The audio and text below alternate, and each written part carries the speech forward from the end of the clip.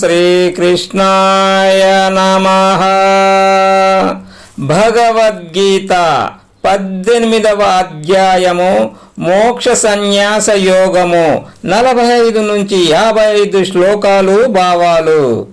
స్వే స్వే కర్మణ్యభిరతః సంసిద్ధిం లభతే నరః స్వకర్మనిరత సిద్ధిం యథా విందతి తచ్ఛృణు. అర్జున, స్వభావము చేత ప్రాప్తించిన కర్మలను ఆసక్తితో ఆచరించేవారు సిద్ధిని పొందుతారు. అదెలాగో చెబుతాను, విను. యతః ప్రవృత్తిర్భూతానాం యేన సర్వమిదం తతం స్వకర్మణా తమభ్యర్చ్య సిద్ధిం విందతి మానవః. అర్జున, ప్రాణుల పుట్టుకకు కారణమైన వాడు ఈ సమస్త ప్రపంచంలో వ్యాపించి ఉన్నాడు. స్వభావం వల్ల ప్రాప్తించిన కర్మతో అతన్ని ఆరాధించేవాడు సిద్ధిని పొందుతాడు. శ్రేయాన్ స్వధర్మో విగుణః పరధర్మాస్వనుష్ఠుతాత్ స్వభావనియతం కర్మ కుర్వన్నాప్నోతి కిల్బిషం. అర్జున, బాగా ఆచరింపబడే పరధర్మము కంటే కూడా లోపాలు ఉండిన స్వధర్మమును ఆచరించడమే మేలు. స్వభావం వల్ల ఏర్పడిన కర్మను చేసేవాడు పాపాన్ని పొందడు. సహజం కర్మ కౌంతేయ సదోషమపి త్యజేత్ సర్వారంభా హి దోషేన ధూమేనాగ్నిరివావృతాః.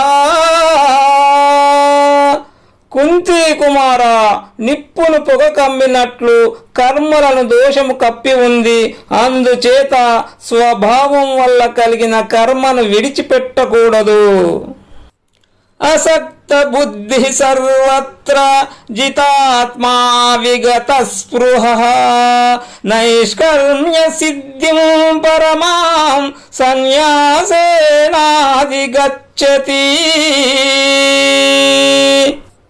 అర్జున, అంతట విషయాసక్తి లేనివాడు, మనోనిగ్రహము కలవాడు, ఆశలు లేనివాడు సన్యాసము చేత నైష్కర్మ్య సిద్ధిని పొందుతున్నాడు.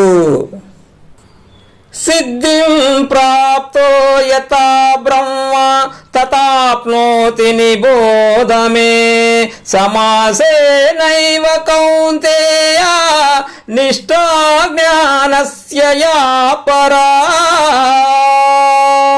అర్జున, అంతఃకరణ శుద్ధిని సిద్ధించుకున్నవాడు ఉత్తమమైన బ్రహ్మమును పొందుతున్నాడు. దానిని సంక్షిప్తంగా చెబుతా, తెలుసుకో. బుద్ధ్యా విశుద్ధయా యుక్తః ధృత్యాత్మానం నియమ్య చ శబ్దాదీన్ విషయాన్ తత్వా రాగద్వేషౌ యుధ్యస్య చ.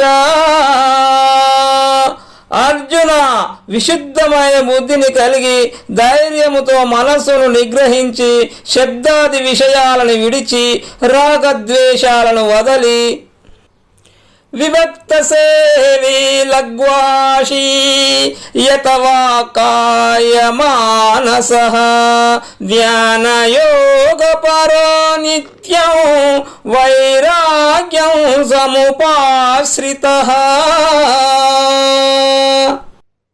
ఏకాంత ప్రదేశములో వసిస్తూ మితాహారం చేస్తూ వాక్కును మనసును దేహమును నియమించి సదా ధ్యాన యోగపరుడై వైరాగ్యమును పొంది అహంకారం బలం దర్పం కామం క్రోధం పరిగ్రహం విముచ్య నిర్మమః శాంతః బ్రహ్మభూయాయ కల్పతే. అహంకారము, బలము, దర్పము, కామము, క్రోధము, పరిగ్రహమును విడిచిపెట్టి మమకారము లేకుండా శాంతుడైన వాడు బ్రహ్మత్వాన్ని పొందడానికి సమర్థుడు. బ్రహ్మభూత ప్రసన్నాత్మా న శోచతి న కాంక్షతే సమస్సర్వేషు భూతేషు మద్భక్తిం లభతే పరా. అర్జున, బ్రహ్మమును పొందిన ప్రసన్న చిత్తుడు దేనికి దుఃఖించడు, దేనిని ఆశించడు, సర్వుల యందు సమబుద్ధి కలిగి ఉత్తమమైన భగవద్భక్తిని పొందుతాడు. భక్త్యా మామభిజానాతి యవాన్ యచ్చాస్మి తత్వతః తతో మాం తత్వతో జ్ఞాత్వా విశతే తదనంతరం.